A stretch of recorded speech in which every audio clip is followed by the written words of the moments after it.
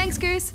London-based indie studio Super Flash Brothers Games have crowdfunded their latest mystery adventure game, Detective Grimoire. It was released earlier this year on mobile devices, and now it's been released on PC, so we thought we'd check it out. This is the place it all began. You don't remember. A real expert, of course. I have a good imagination. We agreed the rest of the world would manage without it. A murder has been committed at a tourist attraction based in an eerie swamp. Detective Grimoire is called to the scene to investigate the death of Richard Remington, owner of the attraction, Boggy's Bog. Mr. Remington liked to keep us down to his skeleton staff. A skeleton staff? Well, that's convenient for him since... Don't make that joke. I won't laugh. Yes, Boggy's Bog is the legendary site of a supposed bog monster, which is suspected to be responsible for the murder. This is no Loch Ness monster. You need to be taking this seriously. The game's art style is reminiscent of something like Broken Age. However, the gameplay draws more influences from the likes of Professor Layton and Phoenix Wright. You set about this point-and-click mystery, searching for clues and interviewing suspects. Why would a cameraman be working here?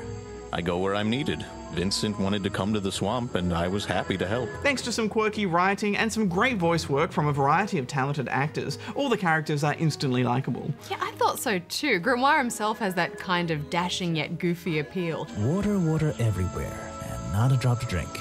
Seriously, I'm not drinking that. A hint of Maxwell Smart, even. Grimoire. Strange.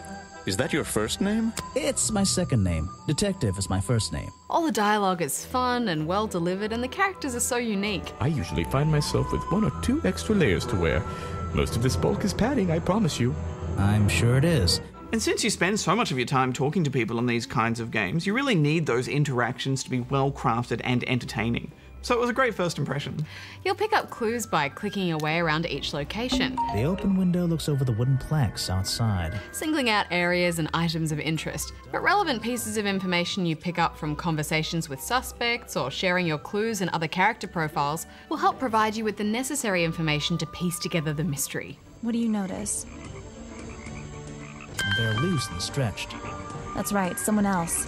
Someone larger than me has worn these. There's some fun humor in these conversations. It's not my best lockpick. This new one's cheap. I used to own one, a superior model. Unfortunately, I misplaced. And each character you meet is suspicious in some way, which creates red herrings all over the place. Well, I was, unable to find my faithful cameraman last night. That man was a threat to the swamp. We'll be better off without him. In particular, I always enjoyed selecting the information and clues to form the truest statement relating to the case. Vincent Van de Peer only recently got permission from Richard Remington to film here in the swamp. Mostly because I liked entertaining the silly options. Yeah, they were fun. Although you're also required to solve little puzzles from time to time, and I was pretty disappointed at how basic they were. Perfect. I am amazing. I mean, I understand that perhaps wanting to make the game appropriate to all ages by keeping the challenges accessible, but honestly, a 4-year-old could do most of these. That top hat guy would have so struggled with this one. And since the plot of this is based around a murder, it can't really be pitched that young. But you were literally trying to fit basic shapes into cutouts like baby toys. Yeah, or putting together the world's easiest jigsaw.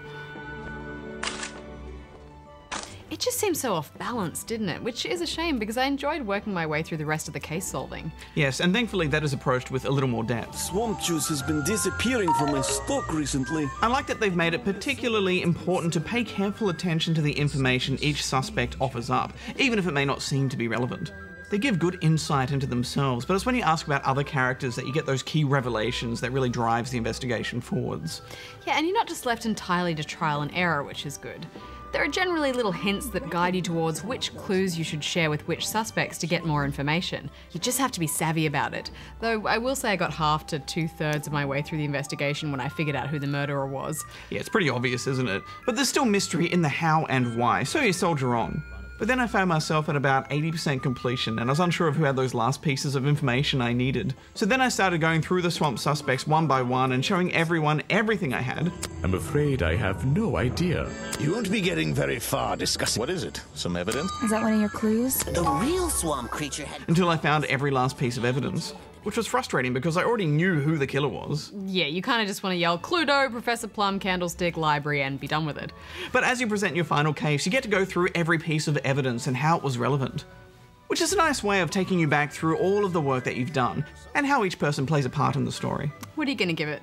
Well, I think this was a fun and well-made game. But even though it was intended to be light-hearted and entertaining, I just found those kindergarten puzzles really dragged it down for me, so I'm giving it 6.